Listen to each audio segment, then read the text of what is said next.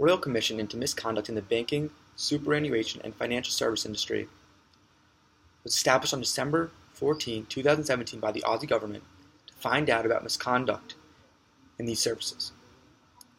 It demonstrates there's been a major problem regarding these industries' morals, behavior, and interests for the people of Australia. There can be a way to moderate this dilemma where Australian banks start to act in the interest of the consumers. That will involve intervention. This will go against the ideas of the free market and by adding regulations or stricter rules coming from the Australian government. They should no longer be turning a blind eye. One way, there's multiple ways to do this, but one way is transparency. Have the banks publish their records, however they could lie. Another way would be regulate mortgage loans and rates, difficult to enforce.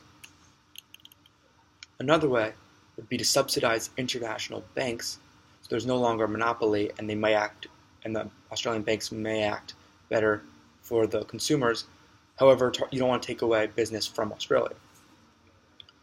Another idea, which is interesting, would be to strongly encourage banks to act in favor of consumers by strongly penalizing the banks for misconduct, including terrorism financing, ignoring reports, and even mandatory minimum crime sentences to ward off the corruption and disincentivize banks from committing crime. However, to add these regulations, it will be hard to trust politicians and regulators to correctly, efficiently, and substantially enforce regulations. They may have ties and be biased, which will get in the way of them acting fairly. It's difficult to economically and politically enforce something to make a major change. However, it is possible. Professor Foster is noted saying that we can create a government bank for mortgages, leaving the banks that we with now to deal with the wealthy Australian businesses and individuals.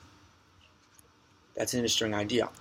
Really, ultimately, there are a lot of ideas to make progress, but my recommendation is another idea from Professor Foster, allowing third-party international regulators to regulate and mandate the banks.